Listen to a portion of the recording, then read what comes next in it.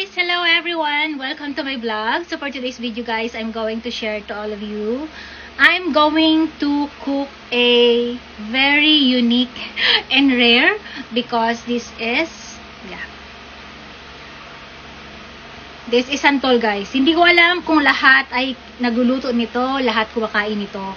But since I'm Bicolana, laking Bicol, so isa ito guys sa mga laging niluluto namin kapag tag santol season. So, di ba kumain kami ng yung ano nito, mga buto, sinipsip namin. Hindi namin tinatapon yung ano niya, santol, tapos kinukudkod namin yon. Tapos ito ang magiging itsura niya. Ganyan siya guys. So, ang gagawin ko for today's video ay gagataan ko siya. Hahaluan ko siya ng fresh na kakangkata ng niyog. And then, may sahog ako na diles. Tapos yung other ingredients like bawang, sibuyas, luya, and yun. Kapakita ko mamaya. So, ayan siya guys. Pwede mo siyang haluan guys ng, kunwari, liempo na iprito-prito mo para crispy siya. So, it's up to you. Pwedeng tinapa. Pero yung ihalo ko guys ay diles. So, ito yung ihalo ko dito guys sa santol. Tapos, pwede mo rin siyang haluan ng malunggay kung gusto mo. Pero, plain lang nalulutuin ko siya na ginataang santol.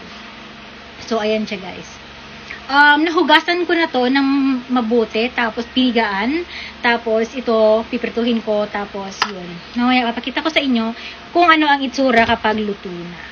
So, once again, this is my version, guys. And, yeah, I hope nagustuhan ninyo mamaya kapag naluto ko na. And, if you are curious, you can try also. Kasi tag-santol season naman ngayon, mura lang to, guys. Kunwari, isang balot ay depende sa lugar. Mayroong 30 pesos, 50 pesos. So, it depends. So, for now, I'm going to cook. And see you later. So, for today's video, guys, as you can see, yes, this is the santol. Yes, this is the santol. This is the main ingredients, guys, because I'm going to cook a ginataang santol. So, ito na siya. Napigaan ko na to, guys. As you can see, ayan na. Bigay ito kay mama ng kanyang kaibigan. So, thank you po.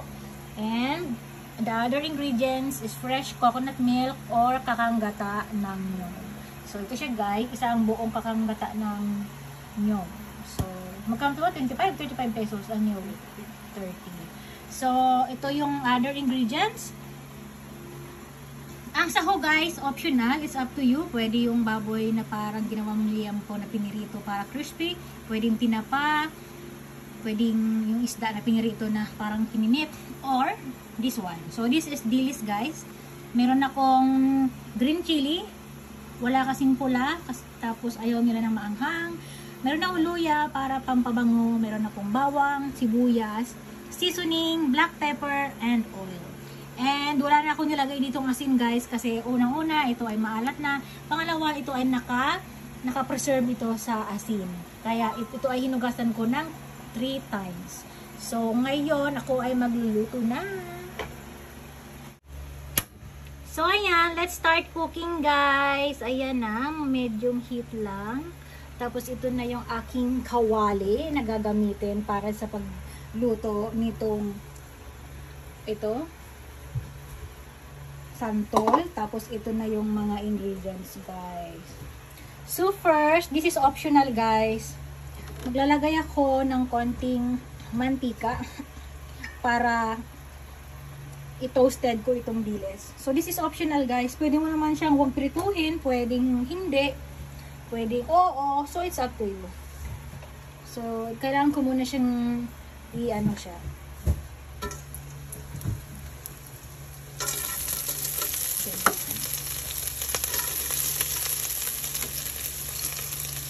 Para natin siyang isasangkot sa. Ayan. Ito na yung puso na saging. Yung santol. Para lang siya mag-brown-brown, guys. Ang bango. Ang bango-bango. Mas gusto ko to guys, itong pino na diles compare doon sa isa na medyo malaking diles. Mas bet ko to.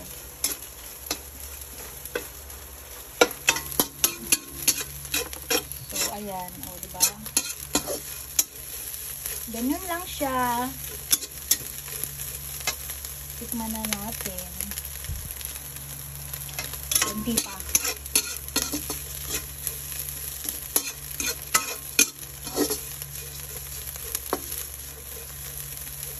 Antayin muna natin siyang mag-crispy. So, ayan guys, malapit na siyang maging crispy. So, ilalagay na natin yung bawang. Tapos yung sibuyas. Ayan. Tapos yung luya. Tapos yung kalahati ng sili. Kalahati lang. Yung the rest, mamaya na natin ilalagay. Tapos, ayan, ganyan lang siya. Ihalo-halo natin para maging mas lalong crispy yung dili. Tapos ilalagay na natin yung kakanggata ng milk. So, napakabango na guys. Takman na natin. Malapit na. Kunti na lang. Crispy na yung dili.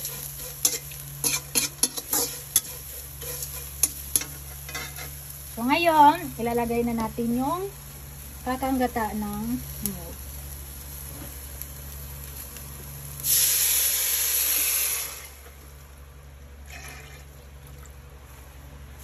So, ganyan lang siya.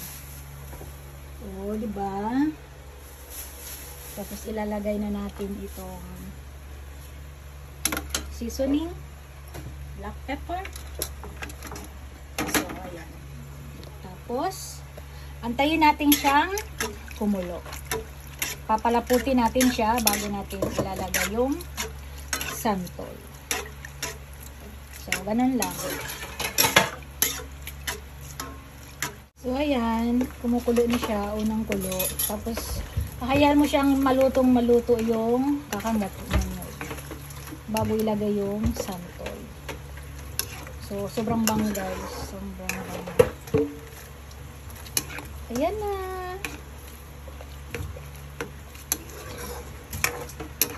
Magluto na kayo nito guys. Huwag niyong itapon yung santol na pinagkainan nyo kasi pwede nyo siyang kudkudin. Bumili kayo ng pangkayod. Pangkayod ng, kunyari gagawa ka ng atsara yung sa papaya, ganun. Lutong-luto na yung kakanggata ng nyog. So pwede na natin ilagay yung santol. Ayan o. Lutong-luto na siya. Tinikman ko na rin siya. So okay na sa akin yung lasa. So ilalagay na natin itong santol. Handahan natin kasi baka ano siya. Ganyan o, ganyan. Inshallah! Inshallah. Tapos hahaluin lang natin siya guys. And hayaan natin siya na kumulo ulit. So, ganun lang. Super bango na. Ang ingay ni mama, tsaka ng kapatid ko. So, ayan na siya guys. So, ayan na siya guys. O, diba? Sobrang bango na. Natikman ko na guys yung lasa niya. Okay na siya sa akin. So, hantayin na lang natin siyang medyo maiga-iga pa. And mamaya, luto na yan. Kasi mabilis naman to guys maluto ang santol. Oh my God. Para siyang giniling guys. Ayan. Ang bango and ang sarap. Tapos ilalagay ko ito mamaya sa toppings kapag luto na. So, ganun lang. Napakadali lang guys. Try ninyo. Sarap. Maasim-asim. Yummy. Mas perfect to guys kung super anghang. So, ayan everyone. This is almost done. So, luto na siya guys. Luto na. Ayan. Wala na siyang sabaw. Konti na lang. Pa-dry na siya. And para sa akin, okay na siya. Para naman hindi masyadong super dry. So, it depends naman sa iyo kung gusto mo na super dry or yung medyo ganito na sakto lang. O, diba? Tadan! So, finally guys, this is the final. Ready to serve, ready to enjoy, and ready to eat. So, my goodness. I add some green chili and of course some fresh tomato para plating natin para mas cute, di ba, bago kainin. Para maipakita ko sa inyo na ganyan na siya.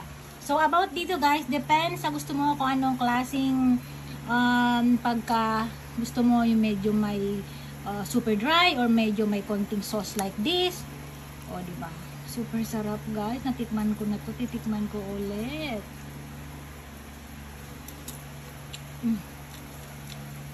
Harap. Sira ang diet ko ngayong araw na to. Kakain ako na to nakakamay. Sarap guys. Kain tayo guys. So ayan na siya. Super lambot. Ang lasa niya masarap and maasim-asim. Tapos maasim-asim na maanghang ng konti.